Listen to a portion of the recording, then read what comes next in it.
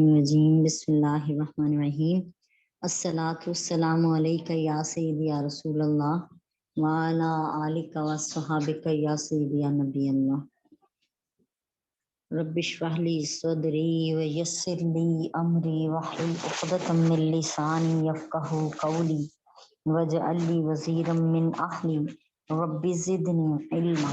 Rabbi ज़िदनी इल्मा rabbi ज़िदनी इल्मा रब्बी यस्सिर वला तुअस्सिर वतम्मिम bill खैर व बिका नस्तईन अल्लाहुम्मा अजुरनी फी मुसीबती वख्लुफ ली खैरम मिन्हा अल्लाहुम्मा सल्ली अला सय्यिदिना व मौलाना मुहम्मदिन व अला आलिहि व स्वहाबिहि व बारिक वसल्लिम। जामिया दुख्तानी इस्लाम के तर्जुमतुल कुरान कोर्स में आप सबको खुश आमदीद है। मैं आप सबकी एप्रिसिएशन करती हूँ कि माशाअल्लाह सब ज़ोक शौक से इसमें हिस्सा लेते हैं, पढ़ते हैं, सुनते हैं। अल्लाह ताला इस ज़ोक और शौक को कायम रखे और ये फ़कत अल्लाह और अल्लाह के रसूल के रज़ा के लिए हो और आखिरत में ये लम्हात हमारे काम आ जाएं, दुनिया में भी, कब्र में भी और हशर में भी। ये निस्बतें और ये लम्हात जो हम अल्लाह की रज़ा के लिए खर्च करते हैं, ये हमारे लिए वसीला नजात बन जाएं। बेशक शैतान का वार तो आता है और यूं लगता है जैसे बहुत मुश्किल काम है, लेकिन कुछ मुश्किल नहीं। इस्तिकामत के साथ हमने जुड़े रहना है और शैतान को कामयाब नहीं होने देना, शैतान को शिकस्त देनी है, हमने गालिब आना है। इंशाअल्लाह इंशाअल्लाह अल्लाह पाक हमारी मदद फरमाएंगे और अल्लाह ताला हमें बसात भर अमल की तौफीक अता फरमा दे और वो अमल हो जो गुरूर तकब्बुर से पाक हो और जो इखलास पर मबनी हो। अल्लाह ताला हमारे ईमान की हिफाजत फरमाए। आज हमने सूरह आले इमरान की आयत नंबर 130 शुरू करनी है। आऊज़ु बिल्लाहि मिनश शैतानिर रजीम बिस्मिल्लाहिर रहमानिर रहीम या अय्युहल्लज़ीना आमनू ला तअकुलुर रिबा अदआफम मुदाअफा वत्तकुल्लाह लअल्लकुम तुफ्लिहून। या अय्युहल्लज़ीना आमनू, ए ईमान वालो, ला तअकुलुर रिबा, सूद ना खाओ, अदआफम मुदाअफा, दुगना चुगना करके, वत्तकुल्लाह लअल्लकुम तुफ्लिहून, और अल्लाह से डरो ताकि तुम फलाह पा जाओ, कामयाबी को हासिल कर लो। वत्तकुन नारल्लती उइद्दत लिल काफिरीन, और डरो उस आग से जो तैयार की है काफिरों के लिए। व अतीउल्लाह व रसूल लअल्लकुम तुरहमून, और अल्लाह की अताअत करो और उसके रसूल की, और रसूल की अताअत करो ताकि तुम पर रहम किया जाए। यानी अताअत में अल्लाह ताला ने अपने साथ अपने नबी को भी साथ रखा है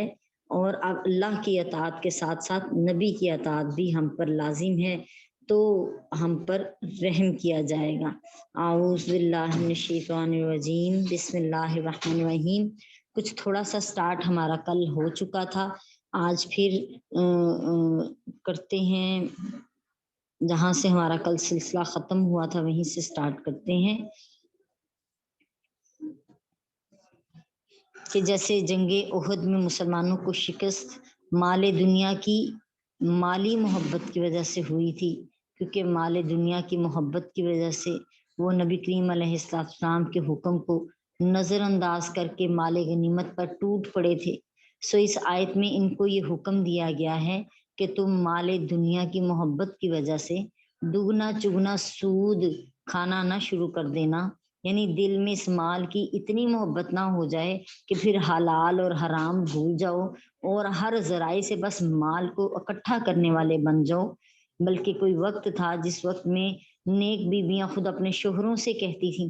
कि हमें जो घर में रिस्क खिलाओ वो हराम रिस्क नहीं होना चाहिए बल्कि हलाल होना चाहिए। तो आज हमें भी इस चीज की तमीज जरूर करनी है कि क्या हलाल है क्या हराम है, और हमने हराम से बचना है और हलाल की तरफ चलना है, क्योंकि हराम का एक लुकमा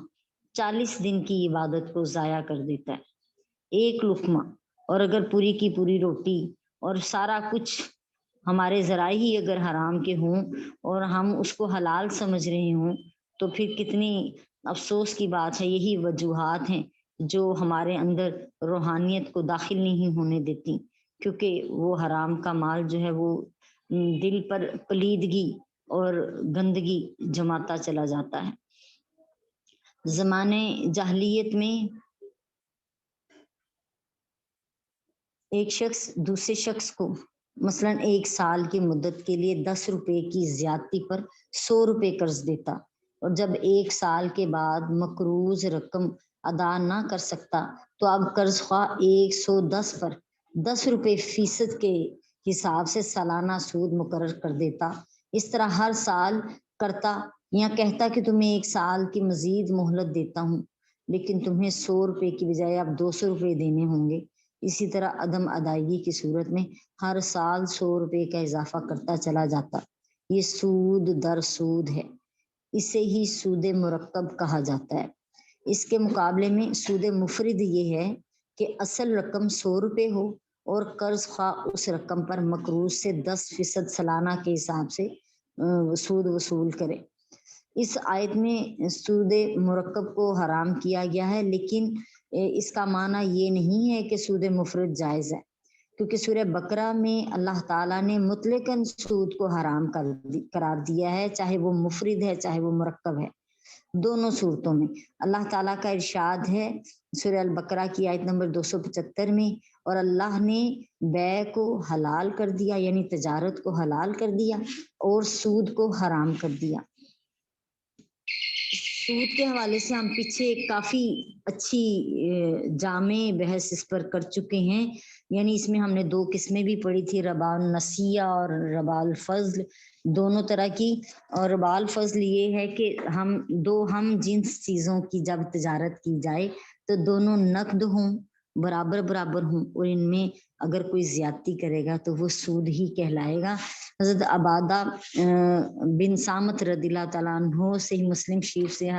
بیان کر رہے ہیں کہ رسول اللہ صلی اللہ علیہ وآلہ وسلم نے فرمایا، سونا سونے کے عوض، چاندی چاندی کے عوض، گندم گندم کے عوض، جو کے عوض، کھجور کھجور کے عوض، اور نمک نمک کے عوض فروخت کرو، برابر برابر ہو، نقد و نقد ہو. اور جب یہ اقسام مختلف ہوں تو جس طرح چاہو فروخت کرو، بشرط یہ کہ نقد ہو. وہ سلسلہ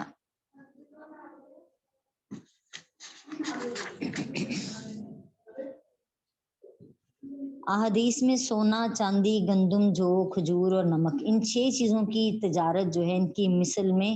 زیادتی یا ادھار کے ساتھ منع کی گئی ہے. جب 2 مختلف قسم کی چیزیں ہوں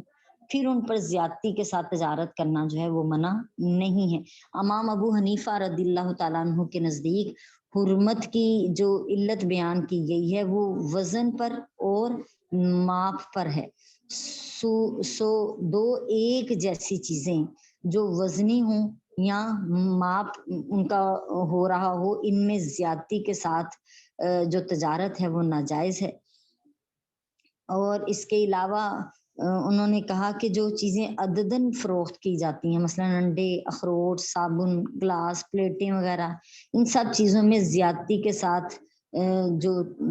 تجارت ہوگی وہ جائز ہوگی. مثلا 1 صابن کی ٹکیا کی تجارت 10 صابن کی ٹکیوں کے ساتھ جائز ہوگی، یہ سود نہیں ہوگا. نیز جو عام استعمال کی چیزیں ہیں، صابن، پلیٹیں، پین، پینسل، میز، کرسی وغیرہ جو عددن فروخت کیے جاتے ہیں، ان کی مثل میں اگر زیادتی کے ساتھ بے کی جائے یعنی تجارت کی جائے تو کسی امام کے نزدیک بھی سود نہیں ہے. بہرحال اس پہ ہم کافی جامع گفتگو پہلے بھی کر چکے ہیں. یہاں پہ حضرت امام بیکی جو ہیں بیان کرتے ہیں حضرت عثمان بن عفان رضی اللہ تعالیٰ عنہ سے کہ نبی کریم علیہ السلام نے فرمایا، 1 دینار کو 2 دیناروں سے اور 1 درہم کو 2 درہموں کے بدلے میں فروخت نہ کرو. رسول اللہ صلی اللہ علیہ وسلم کی حدیث پاک کے مطابق 2 ہم جنس چیزوں کی تجارت وزن مکمل اور عدد میں برابر ہو اور تو درست ہے، لیکن اگر زیادتی ہو تو پھر سود ہوگا. اللہ تعالیٰ یہاں پہ قرآن اگلی آیت میں بیان کر رہے ہیں وَاتَّقُوا النَّارَ الَّتِي اُعِدَّتْ لِلْكَافِرِينَ کہ اس آگ سے بچو جو کافروں کے لیے تیار کی گئی ہے۔ سود سے منع کرنے کے بعد اللہ نے فرمایا اس آگ سے بچو جو کافروں کے لیے تیار کی گئی ہے۔ اس جگہ یہ سوال ہوتا ہے کہ سود خوری کی وجہ سے مسلمان کافر تو نہیں ہوتا، تو پھر اس کو اس آگ سے کیوں ڈرایا گیا ہے جو کافروں کے لیے تیار کی گئی ہے؟ اس کا جواب یہ ہے کہ سود خوری میں گرفتار ہونے کے بعد یہ خطرہ رہتا ہے کہ انسان اس کی اگر حرمت تحریم جو ہے اس کی، یعنی جو اللہ نے اس کو حرام قرار دیا ہے، اگر وہ حکم نہ مانے اور انکار کر دے کہ میں نہیں مانتا کہ سود جو ہے وہ حرام ہے، اگر وہ اس حکم کا انکار کر دے تو وہ کافر ہو جائے گا۔ ہمارے ملک میں وفاقی شرعی عدالت نے 14 نومبر 1991 کو سود کی قانوناً ممانعت کر دی، لیکن ہماری حکومت نے اس فیصلے کے خلاف سپریم کورٹ میں ریٹ دائر کی اور اس حکم پر عمل درآمد کرنے سے روک دیا گیا۔ اس کے نتیجے میں سودی کاروبار حکومت کی سرپرستی میں اسی طرح جاری و ساری رہا۔ سو اس آیت کا مطلب یہ ہے کہ سود میں جو شدت کی وجہ سے تم سود کی تحریم، یعنی جو اللہ نے اس کے حرام ہونے کا حکم دیا ہے اس کا انکار نہ کر دینا، ورنہ تم کافر ہو کر اس آگ میں داخل ہو جاؤ گے جو کافروں کے لیے تیار کی گئی ہے۔ اب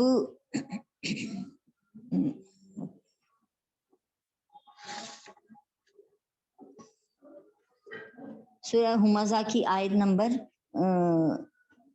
1 سے 6 تک کی آیات ہیں۔ وَيْلٌ لِّكُلِّ ہُمَزَةٍ لُمَزَةٍ،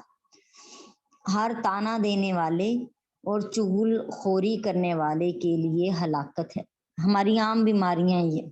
جس نے مال جمع کیا اور اس کو گن گن کر رکھا، وہ گمان کرتا ہے کہ اس کا مال اس کو ہمیشہ زندہ رکھے گا، ہرگز نہیں، وہ چورا چورا کرنے والی میں ضرور پھینک دیا جائے گا۔ آپ کیا جانتے ہیں کہ چورا چورا کر دینے والی کیا چیز ہے؟ اللہ کی بھڑکائی ہوئی آگ ہے، اللہ کی بھڑکائی ہوئی آگ ہے۔ تو لہٰذا اس میں بھی اسی چیز کا بیان دیا جا رہا ہے۔ یہ تانا دینے کی عادت تو ہم میں یکسر موجود ہے، چغل خوری کرنے کی بھی عادت اسی طرح ہے۔ اللہ پاک ہمیں نیکی کی ہدایت دے کہ ہم ڈھونڈ ڈھونڈ کر اگلے کی کمی تلاش کرتے ہیں اور اس پر پھر اس کو تانا بنا کر اس کے منہ پہ مارتے ہیں۔ اللہ پاک ہماری اصلاح فرما دے۔ یہاں پہ اصل میں اس چیز کا خیال کرنا کہ آیا مومنین تو آگ میں ڈالے نہیں جائیں گے، یہ کافروں کی بات کی جا رہی ہے۔ بظاہر تو یہی معلوم ہو رہا ہے کہ دوزخ کی آگ صرف کافروں کے لیے تیار کی گئی ہے اور کوئی مومن اس آگ میں داخل نہیں ہوگا۔ حالانکہ دوسری آیت سے یہ معلوم ہوتا ہے کہ قاتل، ڈاکو، چور، زانی اور دیگر جرائم اور گناہوں میں مبتلا لوگ بھی اس آگ میں داخل کیے جائیں گے۔ اصل میں یہ ہے کہ جہنم کے کئی طبقات ہیں، جن میں سب سے نچلے درجے پہ تیار کی گئی ہے جو منافقوں کے لیے ہے قرآن پاک کی آیت کے مطابق، پھر اس کا ایک درجہ کافروں کے لیے، پھر فاسقوں کے لیے، مشرکوں کے لیے تیار کیا گیا ہے۔ سو یہ ضروری نہیں ہے کہ انسان یہ سمجھے کافروں کے لیے اس لیے کہا گیا آگ تیار کی گئی کہ وہ کبھی بھی اس میں سے نکالے نہیں جائیں گے، لیکن جو دیگر نافرمان ہیں، فاسق ہیں، وہ بھی آگ میں جائیں گے، لیکن وہ عارضی طور پہ یا تطہیر کے لیے داخل کیے جائیں گے کہ جو ہی ان کی سزا وہاں پوری ہو جائے گی وہاں سے ان کو نکال دیا جائے گا۔ اللہ تعالیٰ سب سے بہتر ہی جاننے والے ہیں۔ وَأَطِیعُوا اللَّهَ وَالرَّسُولَ لَعَلَّکُمْ تُرْحَمُونَ، اور اللہ کی اطاعت کرو اور رسول کی اطاعت کرو تاکہ تم پر رحم کیا جائے۔ رسول اللہ صلی اللہ علیہ وآلہ وسلم کی اطاعت کرنا یعنی فرما برداری کرنا عین اللہ تعالیٰ ہی کی اطاعت کرنا ہے۔ اللہ تعالیٰ کے احکام کا جو ماخذ ہے وہ قرآن مجید ہے، اور رسول اللہ صلی اللہ علیہ وسلم کے احکام کا ماخذ احادیث ہے، اور احادیث میں رسول اللہ صلی اللہ علیہ وسلم نے قرآن مجید کی آیات کی تعلیم اور انہی کی وضاحت وغیرہ کی ہے، اور قرآن مجید کے احکام پر عمل کر کے خود دکھایا ہے۔ قرآن مجید میں جن احکام کا ذکر ہے نبی کریم علیہ السلام نے ان احکام کی تفصیل بیان کی ہے، اور اس طرح نبی کریم علیہ السلام کے احکام عین اللہ ہی کے احکام ہوئے، اور ان پر عمل کرنا اللہ ہی کے احکام پر عمل کرنا ہے۔ قرآن مجید نے نماز پڑھنے کا حکم دیا، لیکن نماز کے اوقات کے بارے میں قرآن مجید میں آیتیں نہیں ہیں۔ اسی طرح اس کی شرائط کو بیان نہیں کیا گیا کہ نماز کی شرائط کیا ہوں گی، اور نہ ہی نماز کی رکعات بیان ہوئی ہیں، اور کہ اس میں ان رکعات میں کیا پڑھا جائے گا یہ بھی بیان نہیں ہوا۔ اذان اور اقامت کے کلمات بھی بیان نہیں کیے گئے۔ کن چیزوں سے وضو ٹوٹ جاتا ہے اور کون سی چیزیں نماز کو توڑ دیتی ہیں، ان چیزوں کا بیان بھی قرآن مجید میں نہیں ہے۔ یہ سب چیزوں کا بیان نبی کریم علیہ السلام نے احادیث میں بیان کیا ہے۔ تو قرآن یعنی اس کا مطلب یہ ہے کہ نماز کا حکم اللہ کی طرف سے آیا، 700 سے زیادہ مرتبہ قرآن مجید میں درج ہوا، لیکن نماز پڑھنے کے لیے عملاً اس کو اختیار کرنے کے لیے نبی کریم علیہ السلام کی احادیث سے ہی مدد لینی پڑے گی، اور ہم اس کو سمجھیں گے، سمجھ کر جیسے نبی کریم علیہ السلام نے ہمیں طریقہ بتایا ہے اسی طریقے پر ہم نماز کو اختیار کریں گے، پڑھیں گے، اور اس طرح نبی کریم علیہ السلام کے احکامات پر عمل کرنا، عین اللہ کے حکم پر ہی عمل کرنا ہوگا۔ زکوٰۃ کے حوالے سے بھی اسی طرح ہے کہ زکوٰۃ کا حکم دیا گیا ہے، یہ نہیں بتایا کن مال پہ زکوٰۃ ہے، اور یہ زکوٰۃ جو ہے اس کا یہ نصاب کس کا بنتا ہے، کتنا نصاب ہے، کتنی مدت کے بعد زکوٰۃ کا ادا کرنا ضروری ہے، کون کون سا مال جو ہے زکوٰۃ سے مستثنا ہے۔ اسی طرح روزے کے بارے میں، روزے کے احکامات، اس کی شرائط، اس کے مفسدات کہ کن کن چیزوں سے وہ ٹوٹ جاتی ہیں، فاسد ہو جاتا ہے، روزہ ٹوٹ جاتا ہے۔ حج کس دن ادا کیا جائے، قربانی کا ذکر ہے تو قربانی کے جانوروں کی اقسام کیا ہوں، ان کے حوالے سے جو احکامات ہیں، اس کے مسائل ہیں، اور عمرہ کرنا جو ہے اس کے حوالے سے جو بیان ہے، یہ سارا کچھ یعنی احکامات تو قرآن مجید سے ملتے ہیں ہمیں، لیکن اس کو نافذ العمل کرنے کے لیے ہمیں نبی کریم علیہ السلام کی سنتوں اور ان کی اطاعت پر جو ہے عمل پیرا ہونا پڑے گا، تو ہم اللہ تعالیٰ کے احکامات کو پورا اختیار کر سکیں گے۔ نبی کریم علیہ السلام نے بعض چیزوں کو حلال کیا اور بعض چیزوں کو حرام کیا، جن کا کچھ چیزوں کا تذکرہ قرآن مجید میں نہیں بھی ہے، جیسے شکار کرنے والے درندوں پرندوں کو حرام کیا، دراز گوشت اور حشرات جو ہیں ان کو حرام کیا، جو مچھلی طبعی موت مر کر پانی کے اوپر آ جائے، تیرنے لگ جائے اس پہ، اس کو بھی حرام کیا۔ اب ان کے حوالے سے سورہ اعراف کی آیت نمبر 157 میں بھی آیا کہ نبی کریم علیہ السلام ان کے لیے پاک چیزوں کو حلال کرتے ہیں اور ناپاک چیزوں کو حرام کرتے ہیں۔ اس طرح قرآن مجید نے بعض چیزوں کا عمومی حکم بیان کیا، لیکن نبی کریم علیہ السلام نے ان میں سے بعض چیزوں کا استثناء بھی بیان کر دیا کہ کون کون چیزیں اس دائرے میں نہیں آتی۔ قرآن مجید میں حکم ہے کہ ہر نماز کو اس کے وقت پہ پڑھا جائے، تو لہٰذا ہر وقت پہ ہی نماز کو پڑھنے کا حکم ہے۔ اس کا دائرہ کار کیا ہے، وہ وقت کہاں سے شروع ہوتا ہے اور کس وقت پہ ختم ہو جاتا ہے، یعنی وہ دائرہ کار کیا ہے وہ بتانا بھی۔ پھر نبی کریم علیہ السلام نے عرفات کے موقع پر عصر کو ظہر کے ساتھ پڑھا اور مزدلفہ میں مغرب کو عشاء کے ساتھ ملا کے پڑھا، تو یعنی یہ دو نمازیں جو ہیں وہ عام حکم سے بالکل الگ مستثنا ہو گئیں، اس سے وہ اس دائرے میں نہیں آئیں گی۔ اسی طرح نکاح کے احکامات کے حوالے سے بھی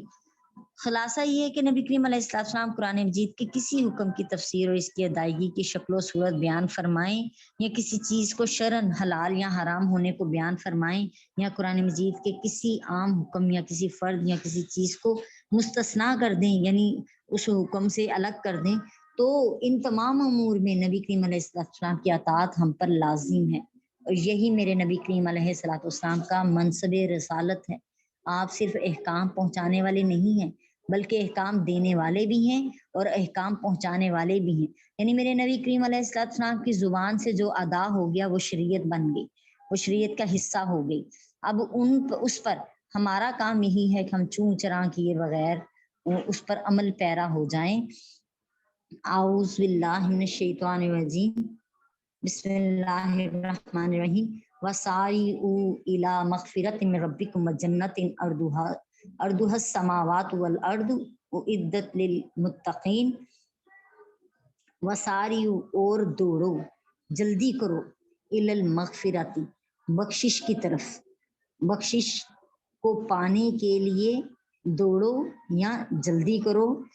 من ربکم اپنے رب کی طرف، و جنتن اور اس جنت کی طرف دوڑو یا جلدی کرو، اردوہا جس جنت کا عرض یعنی چوڑائی، السماوات والارض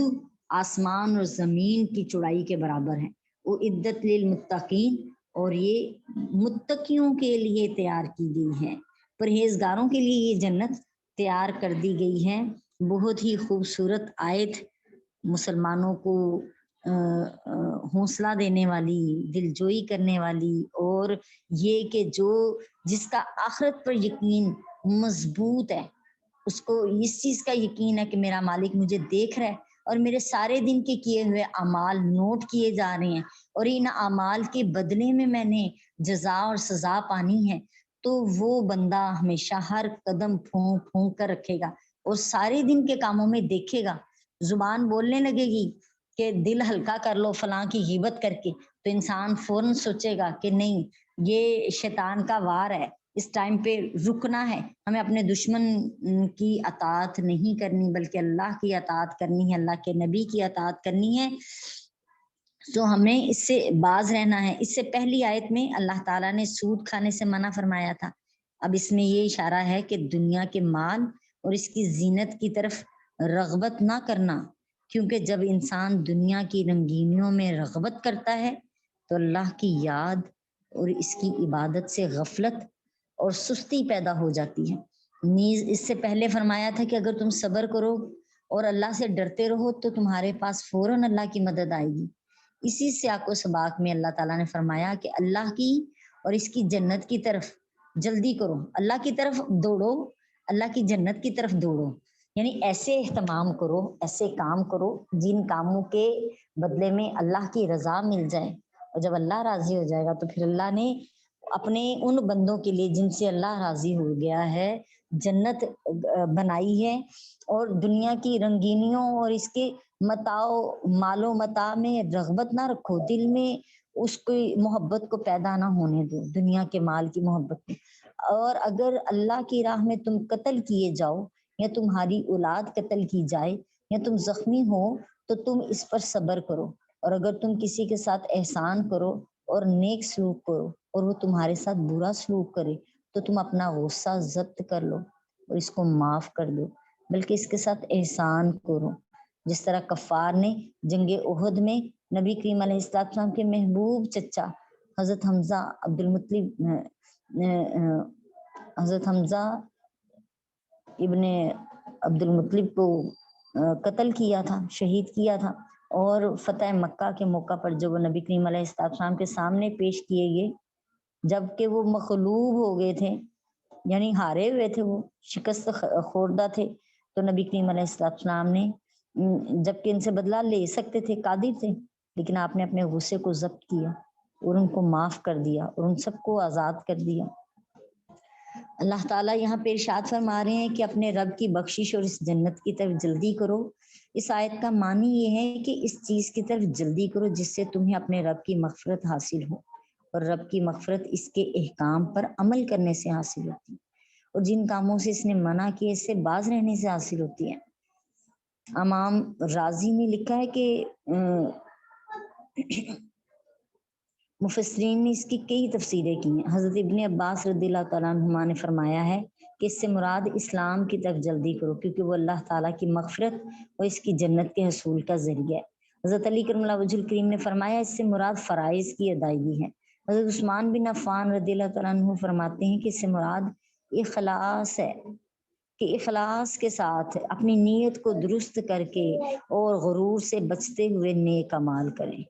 اور اس سے مراد ایک حضرت ابو عالیہ کہتے ہیں کہ جی اس سے مراد ہجرت ہے، دہاق کہتے ہیں اس سے مراد جہاد ہے، سو ہر ایک نہیں، اکرما کہہ رہے ہیں کہ اس سے مراد تمام عبادات ہیں، اسم کہہ رہے ہیں اس سے مراد توبہ ہے، یعنی پچھلے جو جبکہ سب کچھ اس میں شامل ہے کہ انسان اپنے آپ کو چیک کرے اور جو گناہ اس سے ہو چکے ہیں، نافرمانیاں ہو چکی ہیں جانے انجانے میں، یہ نہ سوچیں کہ وہ سمندر کے برابر ہیں یا اس سے بھی بڑھ کر۔ اللہ تعالیٰ کی وسعتیں تو بہت زیادہ ہیں، بڑی ہیں، تو بس توبہ ندامت کریں، محسوس کریں اور توبہ کی طرف آ جائیں، اور پھر توبہ کر کے ان برے کاموں کو چھوڑ کر اچھے کاموں کی طرف ہم لگ جائیں، تو انشاءاللہ تعالیٰ اخلاص کے ساتھ کریں، اور چاہے اس کے لیے ہجرت کرنی پڑے، جنگ کرنی پڑے، یعنی وہ جنگ کیا ہے؟ وہ نفس کے ساتھ جنگ ہے، پہلی جنگ۔ اگر آپ نفس پر کنٹرول کر لیتے ہیں تو پھر دوسری جنگ معاشرے کے ساتھ جنگ ہے، کہ کس کا دل نہیں کرتا کہ بھئی سب کے سامنے خوب اچھے تیار ہو کے شو پیس بن کے دکھائیں، یعنی یہ معاشرے کی ایک روش ہے، لیکن یہ اس سے بڑا جہاد ہے کہ انسان اپنے نفس کے ساتھ جنگ کرے، کہ میں نے اپنی آنکھوں سے آیتیں پڑھی ہیں کہ مجھے اپنے مالک کی طرف بڑھنا ہے اور مجھے اس غفلت سے نکلنا ہے، اور میں نے اس شو پیس کا حصہ نہیں بننا۔ سو اپنے آپ کو اس اطاعت میں رکھتے ہوئے اپنے آپ کو پردے میں رکھنا۔ انشاءاللہ جب ہم وہ آیتیں پڑھیں گے کہ اپنی جاہلیت کے دور کی طرح زینت کا اظہار نہ کرو، یعنی زینت کا حق نہیں چھینا گیا، لیکن وہ جس کے لیے مخصوص کیا گیا اس کے لیے، ان کے لیے، خواتین کے اندر ہے، خواتین ایک دوسرے کے سامنے ظاہر کر سکتی ہیں، بشرط یہ کہ وہاں غیر مرد نہ ہوں۔ بہت ساری چیزیں ایسی ہیں کہ اگر ہم چاہیں تو عمل میں آگے نکل سکتے ہیں۔ کچھ معاشرے کی خرابیاں ہیں جنہوں نے دین پر عمل کرنا مشکل کر دیا، مشکل بنا دیا۔ برائی اتنی عام ہو گئی ہے کہ وہ بس برائی نہیں لگتی، بلکہ جو اللہ کے حکم پر پابند ہو گیا وہ برا لگ رہا ہے، اور فیل ہو رہا ہے کہ یہ سب سے الگ کیوں ہے، کیونکہ اب الگ رہنے والے یا اللہ کی بارگاہ میں جڑے رہنے والے تھوڑے ہی لوگ ہیں، اب زیادہ لوگ نہیں ہیں۔ وہ نبی کریم علیہ السلام اللہ تعالیٰ اگلی آیت میں بیان فرما رہے ہیں، اور جنت کی طرف جلدی